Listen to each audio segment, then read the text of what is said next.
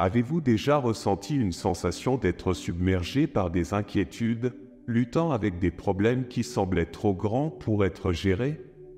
Vous n'êtes pas seul. Aujourd'hui, nous examinerons la puissance de faire confiance à Dieu avec nos préoccupations les plus profondes, nous enseignant comment abandonner nos luttes et embrasser la patience.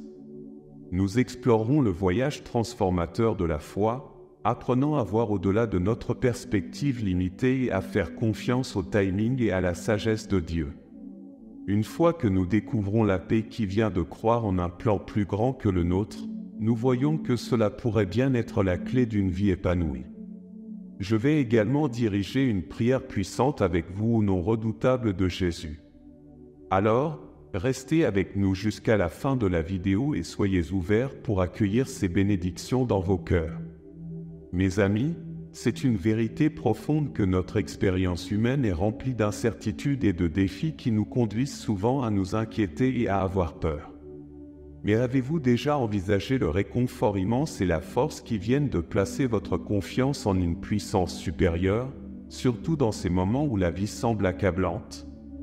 Imaginez la paix qui enveloppe votre cœur lorsque vous décidez de remettre vos plus profondes craintes et inquiétudes entre les mains de Dieu, en lui faisant confiance avec les aspects de votre vie qui sont hors de votre contrôle. Cet acte de foi va au-delà de reconnaître nos limites. Il s'agit de reconnaître l'omnipotence de Dieu et sa sagesse infinie dans la navigation à travers nos vies. Il y a une belle reddition à reconnaître que tandis que nous ne voyons qu'un fragment de l'image, Dieu la voit dans son intégralité. Il connaît le moment parfait pour tout ce qui nous arrive, et cette compréhension peut nous apporter une paix inégalée. Considérez, un instant, l'histoire de la tour de Babel dans Genèse 11, versets 1 à 9. Cette narration est un bon exemple de l'ambition humaine et des limites de nos entreprises. Malgré leurs efforts pour construire une tour qui atteignait les cieux, les gens ont été rappelés à leurs limites de la manière la plus humble qui soit. L'intervention de Dieu dans cette histoire est un rappel de sa puissance suprême sur nos plans et ambitions. Cela nous enseigne que peu importe à quel point nos plans peuvent sembler grands, ils sont finalement soumis à la volonté et au timing de Dieu. Vous êtes-vous déjà retrouvé à vous inquiéter excessivement à propos de quelque chose, pour réaliser ensuite que c'était hors de votre contrôle? C'est une expérience courante, mais c'est aussi une opportunité d'apprendre la leçon inestimable de lâcher prise et de laisser Dieu agir. Lorsque nous relâchons notre emprise sur l'incontrôlable et que nous faisons confiance à la sagesse de Dieu, nous faisons un pas vers une véritable liberté et paix. Cela ne signifie pas que nous abandonnons, plutôt, nous choisissons de croire en la guidance d'une puissance bien plus grande que nous. Le verset 2 du livre de Job 42 résonne profondément avec ce thème. Il parle de la capacité de Dieu à faire toutes choses et de l'inutilité de remettre en question sa sagesse. La reconnaissance par Job de l'omnipotence de Dieu et de ses propres limites est un exemple puissant pour nous tous. Face à nos inquiétudes et à l'incertitude de la vie, notre meilleure démarche est de placer notre confiance en Dieu, sachant qu'il tient l'image globale entre ses mains. Alors, que cela signifie-t-il pour nous en termes pratiques? Cela signifie qu'au lieu de perdre le sommeil à propos des choses que nous ne pouvons pas contrôler, nous pouvons choisir de déposer nos fardeaux aux pieds de Dieu et de faire confiance à son timing. Il s'agit d'apprendre à être patient, même lorsque chaque fibre de notre être crie pour des réponses et des solutions immédiates. La patience, dans ce contexte, n'est pas une attente passive, c'est une confiance active dans le timing et la sagesse de Dieu. Dans la vie, nous rencontrons souvent des moments qui demandent de l'introspection et une compréhension plus profonde de notre but. L'un des enseignements les plus profonds qui peuvent nous guider est l'importance de servir les autres avec humilité et compassion. En plus de favoriser un sentiment de connexion et de solidarité, cela reflète également les enseignements de Jésus, en soulignant la force trouvée dans l'humilité et le pouvoir de se servir mutuellement. Avez-vous déjà remarqué comment aider les autres peut détourner votre attention de vos propres soucis? C'est comme si dans l'acte de donner, nous recevions un cadeau encore plus grand, la réalisation que nos vies sont entrelacées avec celles des autres, et qu'en aidant quelqu'un d'autre, nous nous élevons nous-mêmes. Ce principe est profondément enraciné dans les enseignements de Jésus, où l'appel au service n'est pas seulement un appel à l'action, mais un chemin pour vivre la richesse de la vie dans toute son expression. Nulle part cette leçon n'est plus clairement illustrée que dans l'histoire de Jésus lavant les pieds de ses disciples, trouvée dans Jean 13, versets 1 à 17. Imaginez la scène, c'était le moment de la Pâque, un moment de profonde signification, et Jésus, pleinement conscient de l'heure de son départ de ce monde vers le Père, a choisi ce moment pour transmettre une leçon finale, indélébile à ses disciples. Alors qu'ils se rassemblaient pour le souper, 100 serviteurs en vue pour laver la poussière de leurs pieds, un acte d'hospitalité coutumier à l'époque, Jésus lui-même a assumé le rôle d'un serviteur. Il a noué un linge autour de sa taille, a versé de l'eau dans une cuvette, et un par un, a commencé à laver les pieds des disciples, les séchant avec le linge qui était autour de lui. Cet acte a stupéfié ses disciples. Voici leur enseignant, leur maître, assumant la position la plus basse d'un serviteur. Lorsque Pierre, toujours si franc, a objecté, Jésus a répondu avec un enseignement qui résonnerait à travers les âges, à moins qu'il ne lave les pieds de Pierre, Pierre n'aura aucune part avec lui. Jésus, dans cet acte, a démontré l'essence de son message. La grandeur dans le royaume de Dieu n'est pas marquée par combien de personnes vous servent, mais par combien vous servez. Cette histoire aboutit à un moment d'enseignement où Jésus explique qu'il a donné l'exemple à suivre. Comme lui, leur Seigneur et Maître, a lavé leurs pieds, ils devraient aussi se laver les pieds les uns aux autres. C'était un appel à l'humilité, à se servir mutuellement avec amour, effaçant toute notion de supériorité entre eux. Marc 10, verset 45, déclare « Car le Fils de l'homme n'est pas venu pour être servi, mais pour servir et donner sa vie en rançon pour beaucoup. » Ce passage capture également l'essence de la mission de Jésus sur terre et son invitation à vivre ce principe de service désintéressé dans notre vie quotidienne.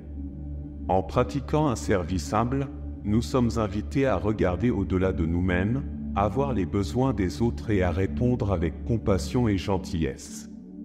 Cela détourne non seulement notre attention de nos propres soucis, mais nous aligne également plus étroitement sur les enseignements de Jésus. Considérons maintenant une autre vertu. La patience, quelque chose souvent célébré mais tout aussi souvent mise à l'épreuve dans nos vies. C'est une qualité qui reflète non seulement notre capacité à attendre, mais aussi notre confiance dans le timing au-delà de notre contrôle. La vérité est, notre perspective est limitée, nous ne voyons qu'un fragment de la grande histoire de la vie, alors que Dieu voit le chef-d'œuvre entier. Il connaît le moment parfait pour chaque événement dans nos vies, même lorsque notre patience s'amenuise. L'impatience, en revanche, peut être une source importante d'inquiétude et d'anxiété. Lorsque nous devenons impatients, nous essayons souvent de forcer les résultats, allant à l'encontre du flux naturel de la vie et, ce faisant, créant un stress inutile pour nous-mêmes. La patience ne consiste pas seulement à attendre, il s'agit de maintenir une attitude calme et de confiance pendant que nous attendons. Cet acte renforce la confiance et fortifie notre foi dans les promesses de Dieu, nous ancrant dans la conviction que ce qui est destiné à nous viendra à nous au bon moment. L'une des illustrations les plus puissantes de la patience dans l'attente du timing de Dieu se trouve dans l'histoire d'Abraham, détaillée de la Genèse 15 à 21.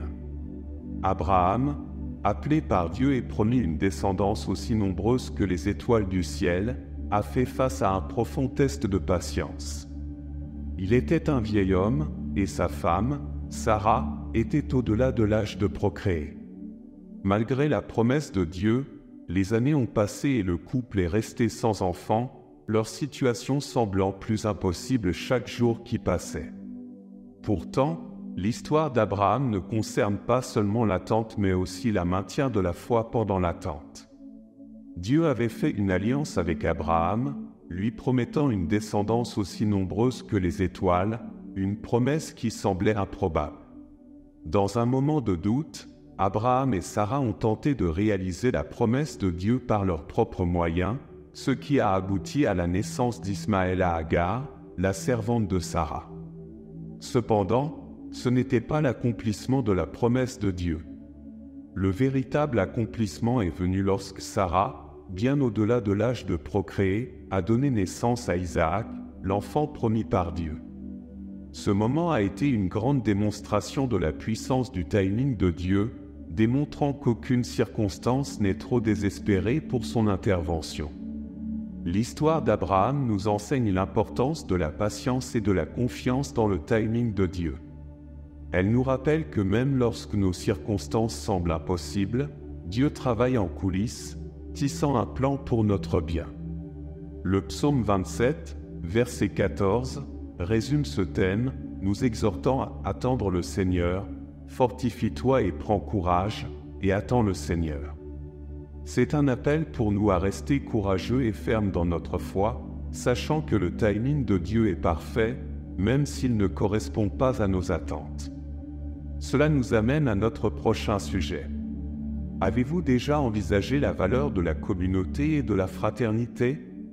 Je parle de ces liens qui offrent plus que de simples compagnies, ils fournissent un soutien émotionnel qui nous soutient à la fois dans les hauts et les bas de la vie. Faire partie d'une communauté nous donne un réseau vital de relations bienveillantes, offrant une épaule sur laquelle se reposer en période de chagrin et des mains pour applaudir dans la célébration joyeuse. Mais à quoi cela ressemble-t-il dans la pratique? Quelle peut être la puissance du lien de la communauté et de la fraternité? L'histoire de Ruth et Naomi, détaillée dans le livre de Ruth, fournit une bonne illustration de la force trouvée dans la loyauté et le soutien mutuel au sein du contexte familial et communautaire. Suite à la mort de son mari et de ses 2 fils, Naomi décida de retourner à Bethléem depuis Moab. Parmi ses belles-filles, Ruth choisit de rester avec Naomi, malgré l'insistance de Naomi pour qu'elle retourne chez sa propre famille. L'engagement ferme de Ruth marque un moment de loyauté et d'amour profond. Sa décision d'accompagner Naomi à Bethléem a été le début d'un voyage remarquable pour les 2 femmes. À Bethléem, Ruth travaillait dans les champs, glanant des grains restants pour subvenir aux besoins de Naomi et d'elle-même. Cet acte de service démontrait non seulement la dévotion de Ruth envers Naomi, mais aussi sa volonté de les soutenir toutes les 2 par le travail acharné et la persévérance. Leur histoire est celle du soutien mutuel et de la résilience, illustrant comment le lien entre les individus peut créer une force puissante pour surmonter l'adversité. Hébreux 10, versets 24 à 25, souligne l'importance de ce thème, nous exhortant à veiller les uns sur les autres, pour nous exciter à la charité et aux bonnes œuvres, n'abandonnant pas notre assemblée, comme c'est la coutume de quelques-uns, mais nous exhortant réciproquement. Pouvez-vous voir l'importance accordée au rassemblement dans la communion? Et je ne parle pas seulement de nous soutenir mutuellement, mais aussi d'inspirer des actes d'amour et de gentillesse. La communauté va au-delà d'être là les uns pour les autres en période de besoin, il s'agit également d'encourager la croissance, le développement et la poursuite d'un bien commun. L'essence de la communauté et de la communion est enracinée dans la compréhension que nous sommes plus forts ensemble que séparés. Le bien-être de chaque personne est lié au bien-être des autres. Ainsi, alors que nous naviguons dans la vie, ne négligeons pas l'importance de construire et de maintenir ces liens. Une autre vertu clé pour nous aider à surmonter les inquiétudes, souvent négligées, est le pardon. Cette vertu est un pont vers la liberté, un chemin loin des lourds fardeaux de rancœur et de ressentiment que nous portons souvent.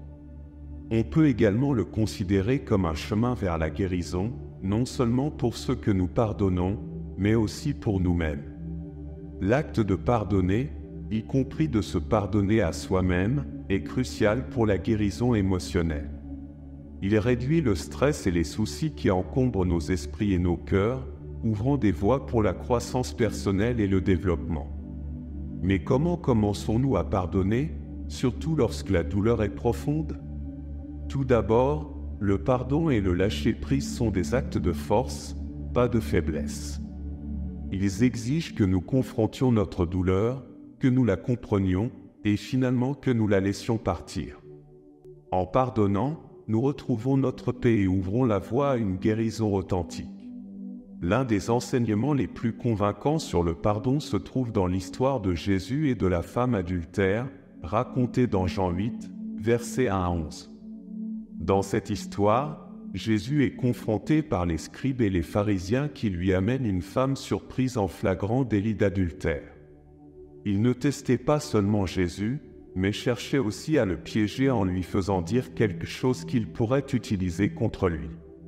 Selon la loi, la punition pour l'adultère était la lapidation, et ils demandèrent à Jésus ce qu'il pensait qu'on devrait lui faire. En réponse, Jésus fit quelque chose d'inattendu. Il s'accroupit et se mit à écrire sur le sol avec son doigt. Alors qu'il continuait à l'interroger, il se leva et dit : « Que celui de vous qui est sans péché jette le premier la pierre contre elle. » Un par un, en commençant par les plus âgés, ils partirent jusqu'à ce qu'il ne reste que Jésus et la femme au milieu de la foule. Jésus lui demanda alors si quelqu'un l'avait condamnée. Lorsqu'elle répondit non, Jésus dit : « Moi non plus, je ne te condamne pas, va, et désormais ne pêche plus. » Ce moment illustre non seulement la miséricorde et le pardon de Jésus, mais nous enseigne également sur l'importance de la compassion et de la compréhension. Cela nous rappelle que nous avons tout besoin de pardon et que nous devrions l'accorder aux autres aussi généreusement qu'il nous a été donné. Colossiens 3, verset 13, capture l'essence de cet enseignement : supportez-vous les uns les autres, et, si l'un a sujet de se plaindre de l'autre, pardonnez-vous réciproquement. De même que Christ vous a pardonné, pardonnez-vous aussi. Ce passage souligne l'importance du pardon comme reflet du pardon que nous avons reçu. En apprenant à pardonner, nous découvrons une compréhension plus profonde de l'amour, de la compassion et de la capacité illimitée du cœur humain à guérir. Considérons maintenant la gratitude, une vertu puissante qui peut transformer nos vies de manière profonde. C'est un acte simple mais profond de reconnaissance des bienfaits dans nos vies, et cela a le pouvoir de détourner notre attention de ce qui nous manque vers l'abondance qui nous entoure. La pratique de la gratitude a montré un effet remarquable sur les résultats de santé mentale. En se concentrant sur les aspects positifs de nos vies, nous pouvons réduire les symptômes de dépression, d'anxiété et de stress. C'est comme si nous mettions en lumière les bénédictions que nous avons souvent tendance à prendre pour acquises, ce qui, à son tour, illumine notre chemin d'espoir et de joie. Mais comment pouvons-nous cultiver cette attitude de gratitude, surtout en période de défi ? L'histoire de Anne, détaillée dans le 1er Samuel 1 à 2, offre un bel exemple de gratitude qui découle des profondeurs de la tristesse et du désir ardent. Anne était profondément troublée car elle ne pouvait pas avoir d'enfant. Chaque année, lorsqu'elle se rendait au temple pour prier, elle déversait son cœur devant Dieu, pleurant et implorant un enfant. Ses prières étaient si ferventes qu'Élie, le prêtre, pensait initialement que sa prière silencieuse était due à l'ivresse. Une fois qu'il a compris sa supplique sincère, il lui a donné sa bénédiction, disant « Va en paix, et que le Dieu d'Israël t'accorde ce que tu lui as demandé. » La prière d'Anne fut exaucée, et elle donna naissance à un fils, qu'elle nomma Samuel, ce qui signifie « Je l'ai demandé au Seigneur ». Fidèle à son vœu, une fois Samuel sevré, elle l'emmena au temple et le consacra au Seigneur pour tous les jours de sa vie. En guise de gratitude, Anne offrit une prière de remerciement, louant Dieu pour sa souveraineté, sa sainteté et les bénédictions qu'il accorde à ses fidèles. Son histoire montre la puissance de la prière et l'importance de la gratitude. Même dans son désespoir le plus profond, Anne a choisi de faire confiance à Dieu, et lorsqu'elle a reçu la bénédiction qu'elle recherchait, sa première réponse fut une louange reconnaissante. 1 Thessaloniciens 5, versets 16 à 18, résonne avec ce thème, nous exhortant à « Réjouissez-vous toujours, priez sans cesse, rendez grâce en toutes circonstances, car c'est à votre égard la volonté de Dieu en Jésus-Christ. Ce passage ne suggère pas que chaque moment sera facile ou que chaque situation sera source de bonheur.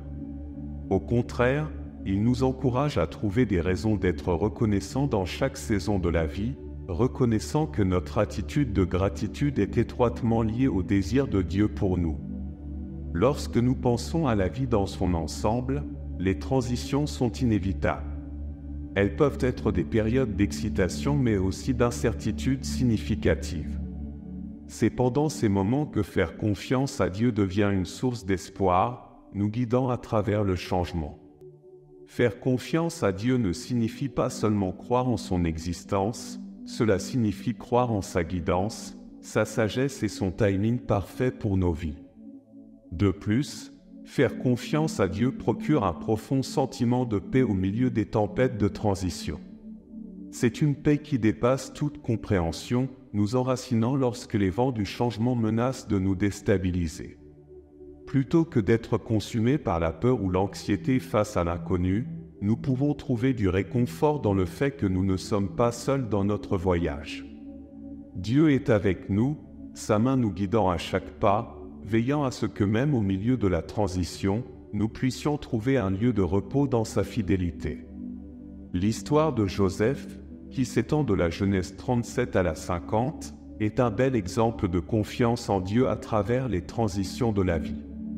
La vie de Joseph était remplie de changements dramatiques, commençant par son temps en tant que fils favori, trahi ensuite par ses frères et vendu comme esclave. Arrivé en Égypte, Joseph se retrouva dans la maison de Potiphar, où il accéda à une position de confiance avant d'être faussement accusé et jeté en prison. Pourtant, même en prison, le don de Joseph pour interpréter les rêves devint connu, menant à sa libération ultérieure et à son ascension pour devenir le bras droit du Pharaon, chargé de préparer l'Égypte à une famine imminente. Tout au long de ces transitions, la confiance de Joseph en Dieu ne faiblit jamais. Malgré l'injustice et les épreuves auxquelles il était confronté, il continua à croire au plan de Dieu pour sa vie. Cette foi inébranlable était non seulement un témoignage de son caractère, mais aussi un facteur clé de sa capacité à naviguer à travers chaque nouveau chapitre avec grâce et sagesse. Son histoire nous enseigne que même lorsque nos circonstances semblent échapper à notre contrôle, Dieu travaille en coulisses, tissant un plan pour notre bien. Jérémie 29, verset 11, déclare « Car je connais les projets que j'ai formés sur vous, dit l'Éternel, projets de paix et non de malheur, afin de vous donner un avenir et de l'espérance. » Ce passage nous rassure sur le fait que les plans de Dieu pour nos vies sont remplis d'espoir et de dessein. Il nous invite à avoir confiance en sa sagesse et en son timing, sachant qu'il tient notre avenir entre ses mains. Alors que nous faisons face aux transitions dans nos propres vies, puisons notre inspiration dans l'histoire de Joseph. Rappelons-nous que faire confiance à la guidance de Dieu peut transformer l'incertitude en opportunité, la peur en paix et le tumulte en croissance. Maintenant, à tous ceux qui entendent ma voix, poursuivons le réconfort et les conseils que seul notre Seigneur peut offrir. Je vous encourage à vous unir à moi pour exprimer nos espoirs, nos préoccupations et notre gratitude envers celui qui écoute avec un cœur miséricordieux. Priez avec moi pour accueillir la grâce qui accompagne cette prière sincère. Père Céleste, dans ta grâce et ta miséricorde infinie, nous approchons de ton trône de grâce, apportant devant toi les profondeurs de nos cœurs et l'ouverture de nos esprits. Aide-nous à accepter nos vulnérabilités non comme des défauts mais comme des rappels de ton omnipotence. Dans notre faiblesse, puissions-nous trouver ta force, en nous confiant en ta capacité divine à transformer nos vulnérabilités en vaisseaux de ta puissance et de ta grâce. Alors que nous marchons sur le chemin que tu as tracé devant nous, encourage nos cœurs à attendre dans une anticipation paisible le déploiement de tes plans divins. Dans le calme de notre attente, rappelle-nous que tu es l'architecte du temps lui-même, tenant le timing parfait pour chaque aspect de nos vies entre tes mains souveraines. Seigneur, guide-nous sur le chemin de la réconciliation, illuminant le chemin avec la lumière de ton amour. Apprends-nous à laisser aller les blessures du passé, à pardonner comme tu nous as pardonné, et à avancer avec des cœurs réalignés avec ton amour inconditionnel. Que le voyage du pardon nous rapproche de toi alors que nous cherchons à incarner ta grâce et ta compassion dans nos interactions et nos relations. Dans la simplicité de notre vie quotidienne, encourage-nous à reconnaître la beauté qui nous entoure, trouvant la joie et la reconnaissance dans les dons quotidiens de ta main. De la chaleur du soleil au sourire d'un être cher, ne permettons jamais que les bénédictions que tu nous accordes généreusement nous échappent. Que nos cœurs débordent de gratitude pour ces moments simples, cultivant une attitude de reconnaissance qui rayonne ta bonté et ta grâce. Inspirez-nous à servir les autres avec humilité, comprenant que servir n'est pas seulement un acte d'amour mais une expression profonde de ton amour en action.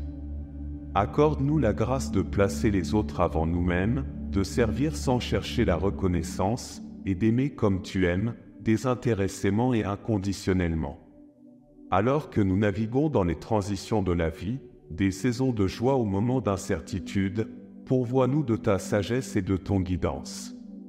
À chaque nouveau chapitre, rassure-nous de ta présence constante, guidant nos pas et réconfortant nos cœurs avec la certitude que nous ne sommes jamais seuls.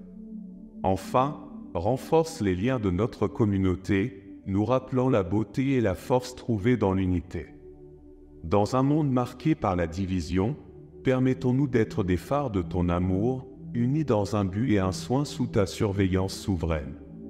Que notre fraternité soit un témoignage de la puissance de ton amour, où le soutien, la compréhension et l'édification mutuelle fleurissent. Nous offrons cette prière à toi, nous confiant en ton amour éternel et en ta guidance infaillible. Au nom de Jésus, nous prions. Amen. Si ce message vous inspire, veuillez nous le faire savoir dans la section des commentaires de cette vidéo. De plus, vous pouvez témoigner de votre soutien en aimant la vidéo et en cliquant sur le bouton d'abonnement. Que Dieu vous bénisse et continuez d'avancer avec foi.